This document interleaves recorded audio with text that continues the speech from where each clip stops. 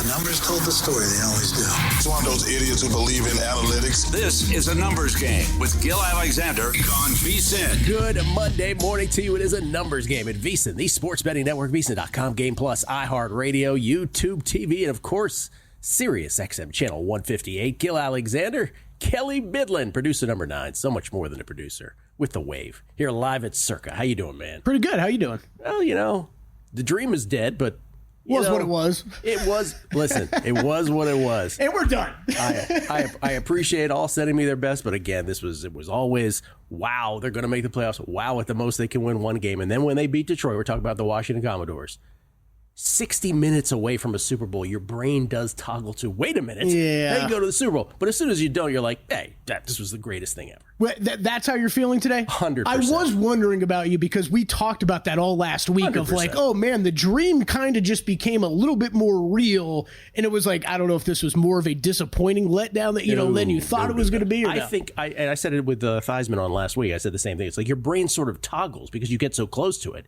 Your brain does toggle into, wait a minute, this could happen. As it should, I think. As it should. But you don't, what a ride, what a season, what a future, $90 million in cap space with Jayden Daniels as your quarterback on a rookie deal. Now, you can't ask for more than that. Can I start with a quick, are you sure? Or are we sure? Yes. Are we sure Jayden Daniels isn't the best quarterback in the NFC? Oh, no, he's absolutely the best quarterback in the NFC.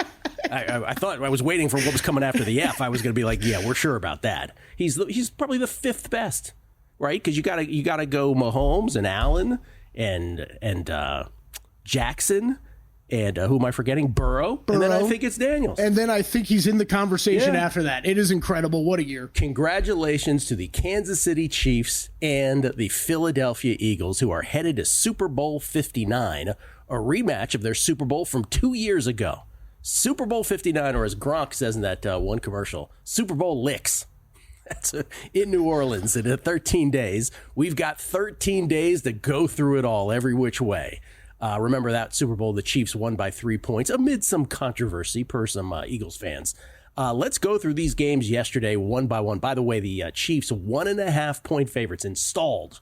You can't make a bet until it's installed. Installed is 1.5 point favorites in Super Bowl 59. We begin with the NFC. What are you smiling at? I got an ESPN notification on my phone last night where it said Chiefs installed. You got to install. It's an installation.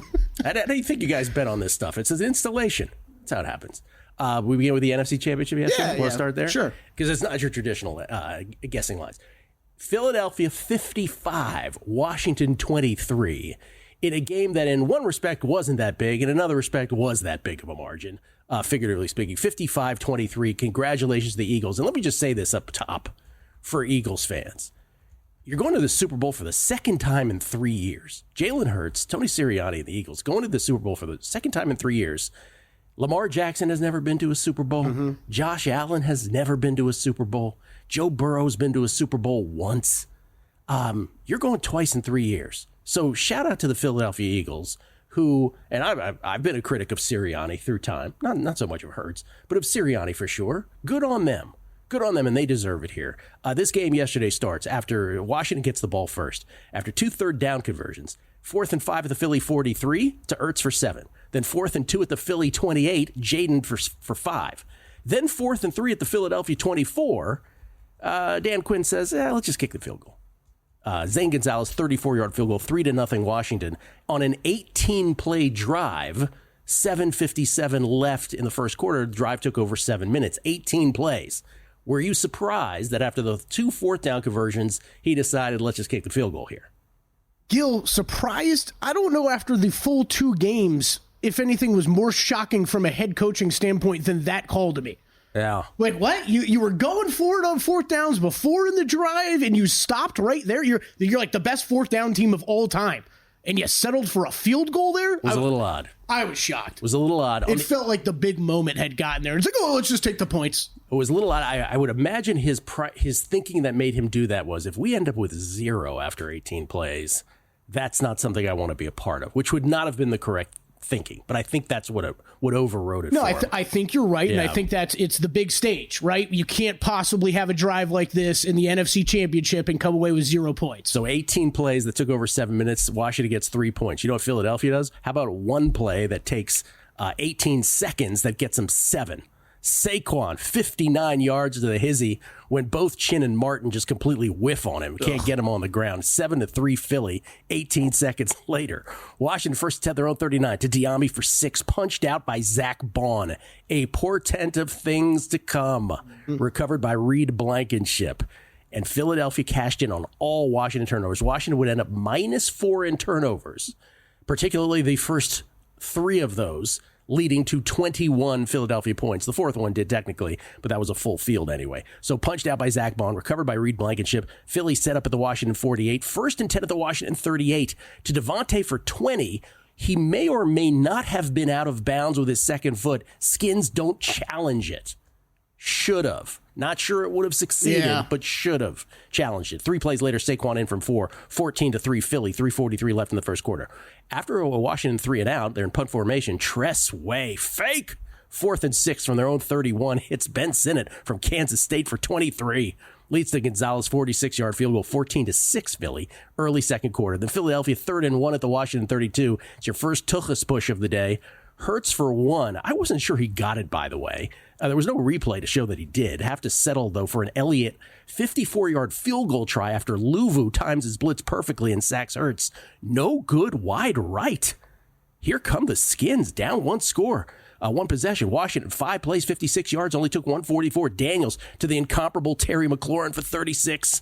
2-point try fails. It's 14-12 Eagles. 7:05 left in the second quarter, but then Philly marches right back. 12 plays, 72 yards, 5:21 off the clock. 3rd and 1 at their own 37. Another Tuchus push. Hurts for 1. Again, I guess. 4th and 5 at the Washington 45. Saquon completely holds Luvu. No call to Brown for 31 at the 2-minute warning. Eventually, PI called on Lattimore in the end zone. That was a correct call. Hurts in from 120-12 with 137 left, and then Lattimore gets into it with A.J. Brown, and only Lattimore gets flagged for the unsportsmanlike. I'm like, really? Only he got flagged? So they get the ball at the 1, and now they decide, well, we'll just push this in here. They don't get it. They don't get it. Is that that's also when the 7 alternate refs made an appearance? Did you catch that line? Oh, no, I did not. I learned so much about the NFL. I love these playoff weekends where I learned so much about the league. But there's 7 alternate refs standing on the sideline. It's 20-12 now, Philly. Washington ensuing kickoff. And again, here's where it's just like, if you're a Washington fan or a Washington backer, you're like, this isn't going to be our day. Jeremy McNichols fumbles. Gainwell recovers. So Philadelphia at the end of the half, instead of being up 20-12 at best, only gets the ball at the Washington 24 with 1:36 left. Second play, Hurts would be touchdown run called back by a hold, but on third, Sanders still is called for a hit out of bounds on Saquon, which is the correct call, but man, was Sanders still in a tough position there. Because you always think Saquon's going to just try to smash into you, but he takes a step to the right, and then you hit him and he get flagged. Yeah. It's a correct call, though. Leads to Hurts to Brown, 4-yard touchdown pass, 27-12 Philly with 39 seconds left in the second quarter. So a double dip chance for Philly, but Washington takes over at their own 30, 4 plays that led to a Gonzalez 42-yard field goal. Jaden for 19 was the big one. Also included an encroachment on Jalen Carter, who just poked Biadasz in the eye. So it was 27-15 at the half. So if you're a Washington fan or backer, you're a little more happy with it because of that field goal. But by the way, the encroachment on Jalen Carter, once you encroach, you can just do whatever you want to the offensive lineman. I'm going to just poke you in the eye. Let's see. And the refs don't call it. You're like, okay, so just 5 yards for that? 27-15 Eagles at the half after a couple 3-and-outs to start the second. Philadelphia, 4 plays, 58 yards, took 149. Hurts to Goddard for 26, the big chunk. Hurts in from 9 on the next play, 34-15 Eagles. At this point, you're like, okay, let's see. Is this game over? It is not, because Washington then goes 8 plays, 70 yards. Daniels in from 10, 2-point try to Zacchaeus. Good. It's 34-23 Philly, 5:01 left in the third quarter. And then, by the way, 2 linemen were downfield on that 2-point conversion. Uncalled. Replay can take it off, but not add it, apparently. Add that to your what did you learn about the NFL. Replay can take it off, but cannot add it. Philadelphia with the ball up 11. Luvu breaks up a handoff, forces Philly to punt. So Washington down 11 with the ball at their own 49. I mean, this is on at this point still. But here's the play that I think swung it for good. 1st and 10 at their own 49, Jaden to Eckler, hit by Oren Brooks, fumbles recovered by Bond. Now, I have a lot of Washington, friend fans who are like, if we just didn't have those turnovers, man, this would have been a great game. Yeah, but you got to give the Eagles credit for these turnovers. These weren't unforced errors. In fact, that one by Oren Burks on Eckler might have been the best of it all. Eckler's got the ball. He's untouched on the ground. So as he's getting up and as he's using his strength to get up, right at that moment where the human body is using the strength to get up, but your ball security is going to be just minimized a little bit, poke right at that very second. Beautiful play. So Philly immediately capitalizes. 5 plays, 51 yards, set up at their own 49. 3rd play, Barkley, 21-yard run that sets up Philly at the Washington 1. After Washington called for offside, Hurts collects the snap but is stopped. 2nd down, Luvu, Superman style, soars offside not once but twice. And Sean Hockley warns everybody that they can get an unsportsmanlike if they do it again. Luvu's like smiling at this point. 3rd time, encroachment on Jonathan Allen, unrelated. Hockley now says to the audience he can give Philadelphia a touchdown if it happens again. By the way, the referee awards a touchdown. What? The referee awards a touchdown to a team that has been denied one by a palpably unfair act, unquote. Pereira warned before they came out and said that, right? I just want to ask this for gambling purposes, and we'll continue this after the break. But for gambling purposes, I just want to ask, because there's anytime touchdown stuff, if that were to happen, if Sean Hockley were to have awarded a touchdown to the Philadelphia Eagles without a play, right? In the box score, what happens there? Does Hurts get the touchdown? Does the center get the touchdown? Or does the team just get some nebulous touchdown? Probably that one, but yeah. I have no idea. I'd love to know the answer to it. And are we going to start adding that for anytime touchdown for the Super Bowl? What are the odds on that? By the way, though, this was a game until that Eckler fumble, and that's when things turned. Coming back.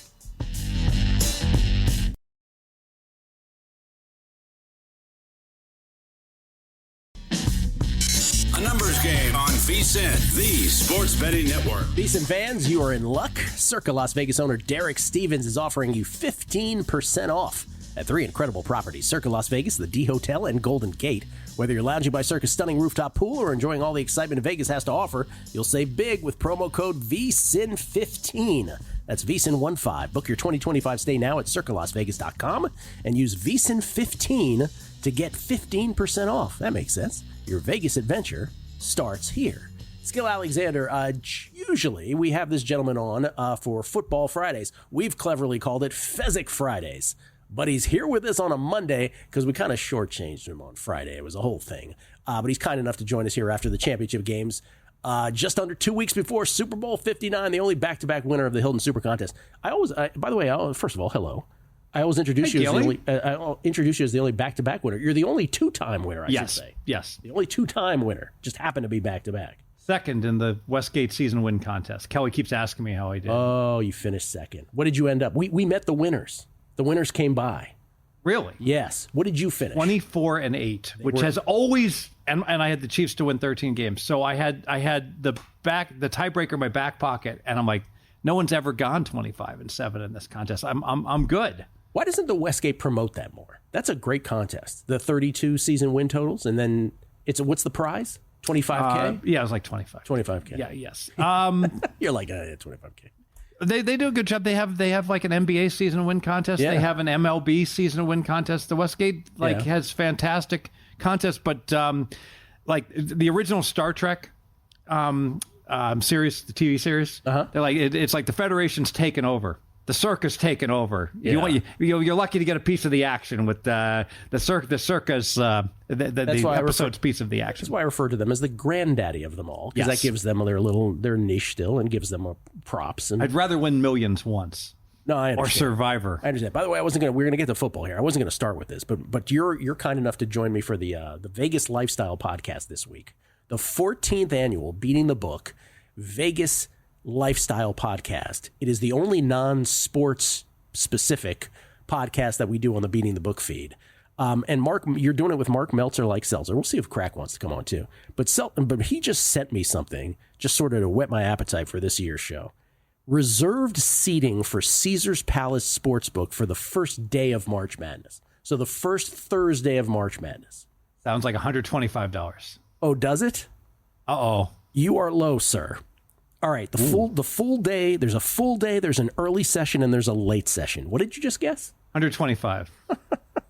That's just get a seat, right? That's not food. That's adorable. A full day starts at $850. What? Early session. I don't know why I went early. I don't know what happened to my voice there. Early session starts at $550. The late session starts at $650. I'm old enough to remember where you just stumble. You'd be out having played blackjack all night. You'd stumble over at like 6 a.m. and you just put reserved for Steve, and you just put like a little piece of paper down, and then I'd stumble back 4 hours later. I'd walk up, someone would be in the seat. I said, "That's my seat." He said Friday is the same. Remember, that's just for Thursday. That's not the weekend. That's just for Thursday. He said Friday is the same. The weekend is a little cheaper. There's a fewer games. You don't. Iconic Caesar's Palace has a great sports book. We've hung out there numerous times. You know what? Hang out during NBA playoffs there. Don't pay $825. Come on. Oh, man. And I remember the days. Oh, the days of yore when you could just show up, right? Like you're saying. Oh, boy. But we say that for pool parties too, right? Like when we were kids. Well, to give Westgate their credit, I think they've got a big, I don't know if they charge for it, but they've got they open up one of their showrooms, right? So that would be a better option. And South Point does a great job, and I'm sure that would be a good option for you. I don't mean to be flippant about this, but what I just read, that is shocking.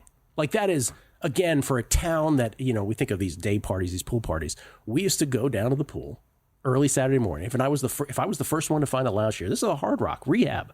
If I was the first one to find a chair, I'd throw a towel on it. That's my chair for the rest of the day. Well, I just beat you to the chair. I sure hope there's never like a devastating hurricane that comes inland to Vegas. And like, can you imagine the gouging of the water and everything else? The plywood, how much they're going to charge you for it?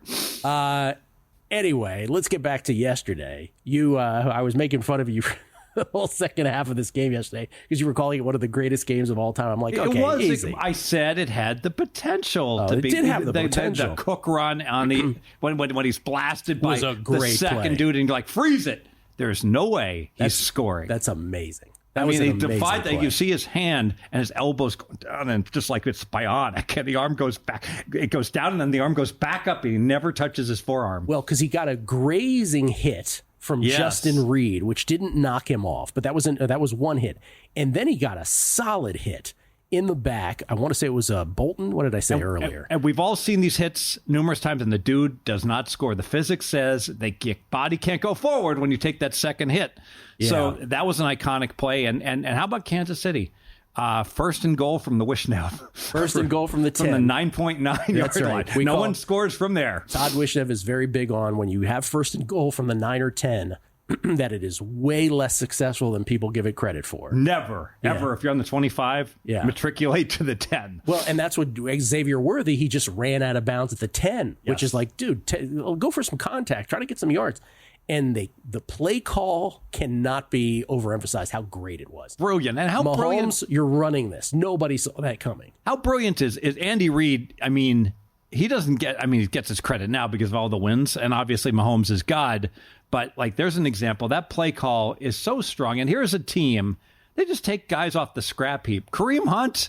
He's like running back number 2 with Cleveland, It's like, and boom, dude's like on the bad part of his career. Juju Smith-Schuster, the guy looks like a fullback now, still successful. But this is the thing that also doesn't. I mean, so someone brought it up on Twitter. Forgive me if it was Bruce Dobiggin or somebody else. I apologize.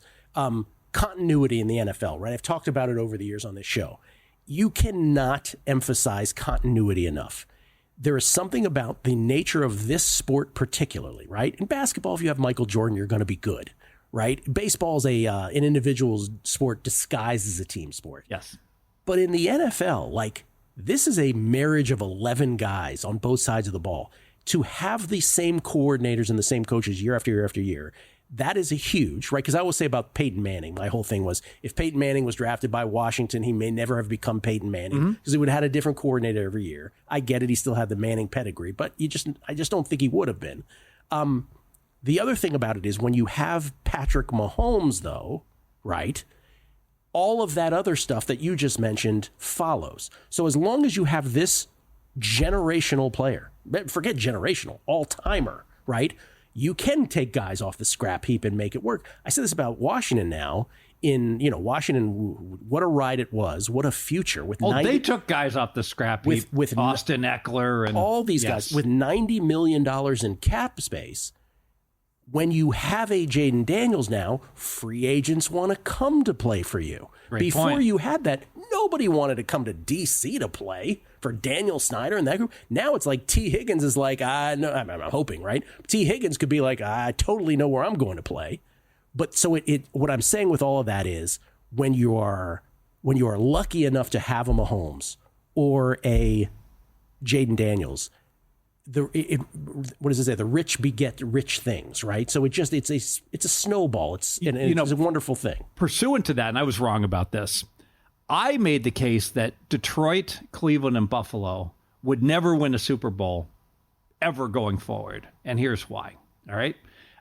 Why, if you're a free agent, do you want to live in those cities? All right. If you can get comparable money somewhere else, I mean, people say, well, Minnesota. I'm like, well, you know what? If I'm a big lineman, I can hunt and I can fish. I mean, it's attractive to me. I don't understand how Cleveland is going to be an attractive landing spot for any free agent. Gilly, how much would I have to pay you to do your show from Cleveland? You know what? There's a price. There's a number, but it's a much higher number. I love all of our listeners from Cleveland, so I'm not going to answer that question. How about that? I'm from Ohio, so. Yes, you are from Ohio. But no, there's a point to what we're saying. Southern Ohio, where we hate Cleveland. Sam Weich. We're not Cleveland. We don't live in Cleveland. You live in Cincinnati. No, so I think there's a lot to that we don't often talk about. By the way, as I'm talking about that, I'm thinking about the Chiefs and the Bills yesterday. Of course, the Chiefs only end up with Patrick Mahomes because the Bills traded that pick. So there's that, right? I want to get to the prop stuff here after the break. But I said earlier, your first reaction was you're taking the Eagles. Yes, Why? Because the analytics are like yards per play, old school analytics. Just the stats say the Eagles are the better team. And the Eagles are awesome. The Eagles were bad in September when their wide receivers were hurt. Since then, they lost one game. Because they dropped the pass against your Washington team. Devontae Smith dropped the pass. So they had two bad games. They won by 5 and 6 against Jacksonville and somebody else in Carolina. All right, they had two Kansas City type games, and they murdered everybody else. They won in Baltimore. They crushed the Bengals. They're like, well, the Bengals aren't any good. The Bengals would have been 10-7 if they would have beaten the Eagles, and they beat them by 17. They beat the Cowboys by like 28 twice. They beat the Giants by 28. This team is a juggernaut when they're healthy. Now, is Hurts healthy? A.J. Brown's healthy now. A.J. Brown was not healthy the 2 weeks before. I only ask this because it's Patrick Mahomes. But because it's Patrick Mahomes, how dumb would you feel if Kansas City beats them? Very. How about the Super Bowl prop that actually has newfound value? We'll get into that next on A Numbers Game at VSiN, the Sports Betting Network.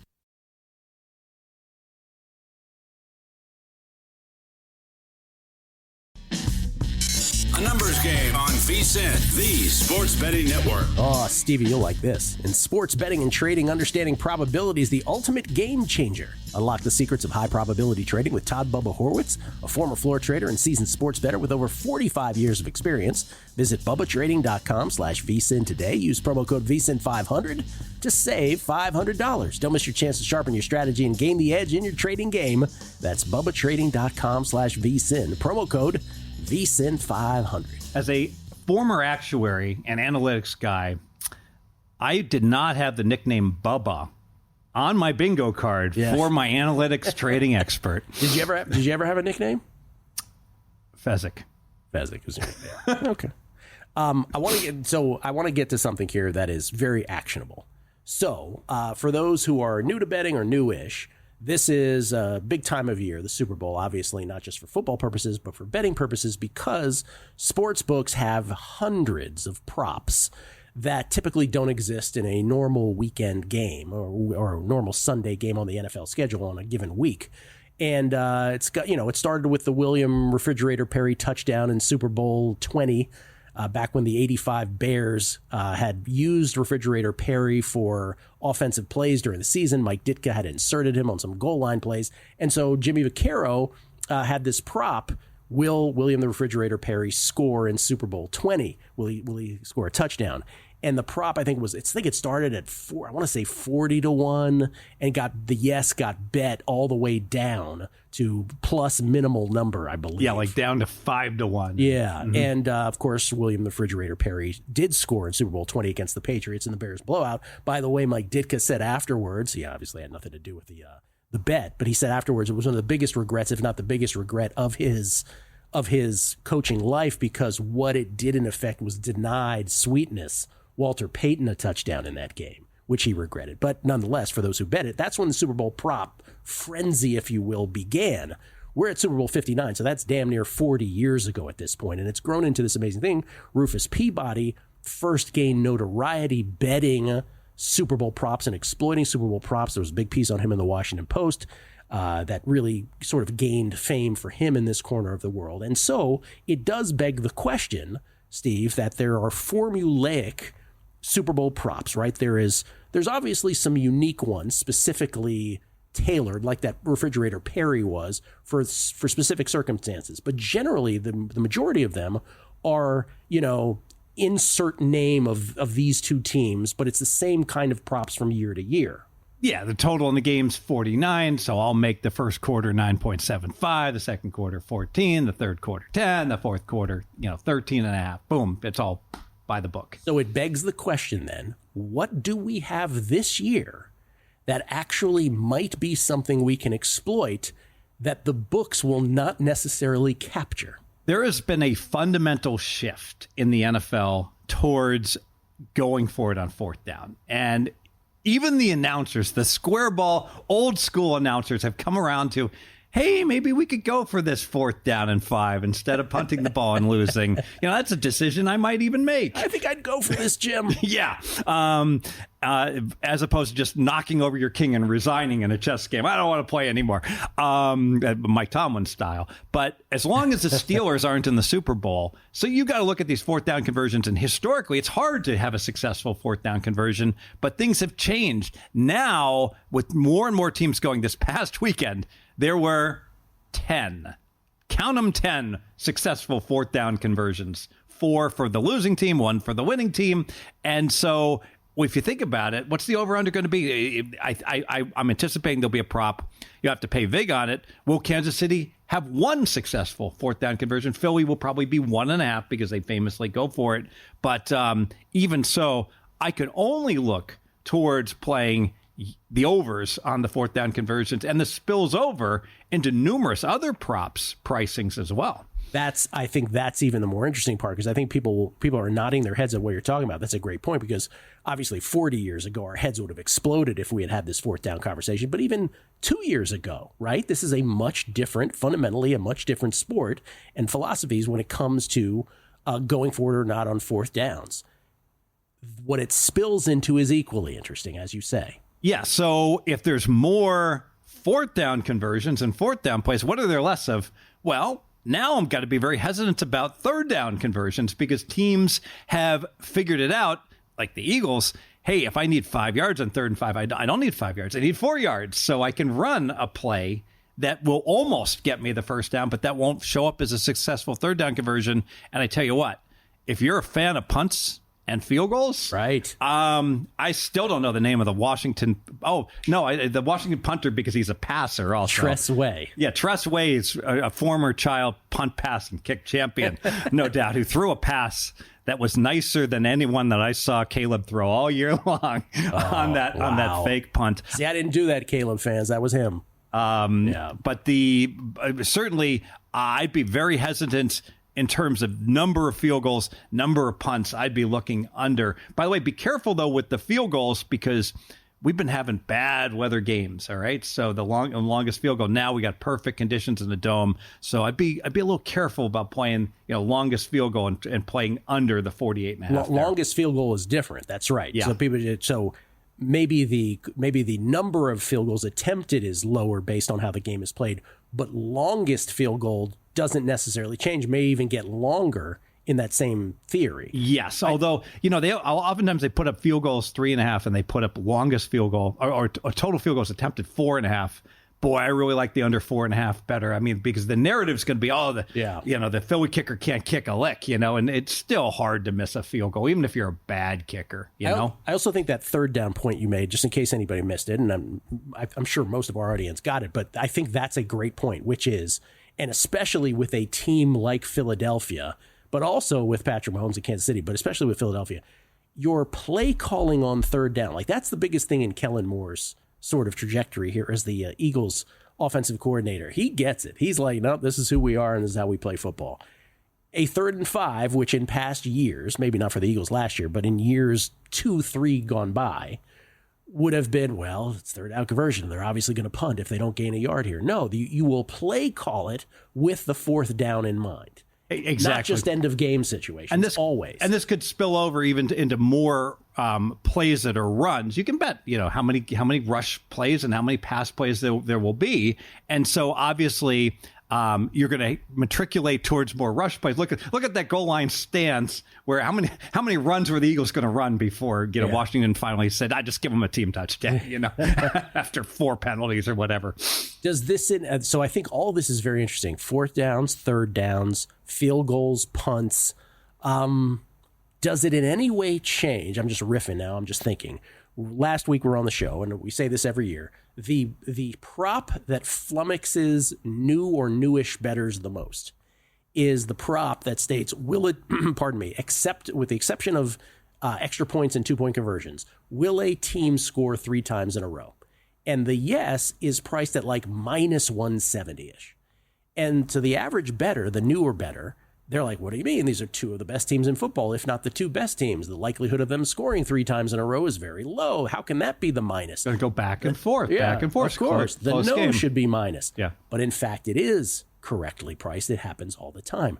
Does this stuff that we're talking about in any way bother that? It makes it less likely there'll be 3 straight scores. But think about it. Field goals are outlawed. That's what I'm thinking. Now you got to score 3 straight touchdowns, and that's going to be a lot more difficult than getting those 3s whenever you get into field goal range. I referenced this on Friday, but my favorite reference is indeed the Tennessee Rams, the close, low-scoring Super Bowl 23-16 Rams lands right on the number. Like that's like the poster child. If you saw that final score, like, oh, I'm going to bet that there's not going to be 3 consecutive scores. Well, both teams scored 3 consecutive times in that Super Bowl. Yeah. Isn't that amazing? 23-16, the one where the Titans famously, Kevin Dyson 1 yard short. Was it Dyson who was 1 yard short? Yeah, Kevin Dyson 1 yard short. Jones making the tackle for the Rams on that one. So I think all of this is very interesting. And the point being is that what we are saying, but what we are tacitly saying, but not actually explicitly saying, is that the books can't possibly, while these lines and these props have been calibrated from year after year because they're formulaic, they can't possibly price these correctly. Yeah, another one is the 2-point conversion. Yeah. So it's hard to have a 2-point conversion. We had like 3 of them attempted in the Bills game. So what's happened, the book has gotten out, and there's been a rules change on the kickoffs, because if you have a personal foul now on a touchdown, teams are like, well, I'm going for it. If I get the ball on the 1, right. So even in the first half, you're going to see attempts that could happen. Both these coaches are going to go for a 2-point conversion from the 1. So I would be terrified to bet that there wouldn't be a 2-point conversion. Right. We saw it yesterday on more than one occasion where a team tried to go for it. Buffalo failed twice. Kansas City succeeded. Final margin of victory, 3 points. Oh. By the way, did you see some of the incoming you took on the whole, bet the Chiefs on the money line, take the Bills with the points, and then there were a couple people on Twitter like, what are you doing? I didn't go to overtime. You got those? I did not. Yeah, no. I'm just curious. Steve Pheasant, that's great stuff, actually. Great information. And here's the thing. We used to have to wait for the props. They're out. Hundreds of them are already out at certain sports books. Not necessarily in Vegas, but... in the Caesars is up. Caesars is up. DraftKings up as well. We'll come back more with Fezzik on the other side here on The Numbers Game.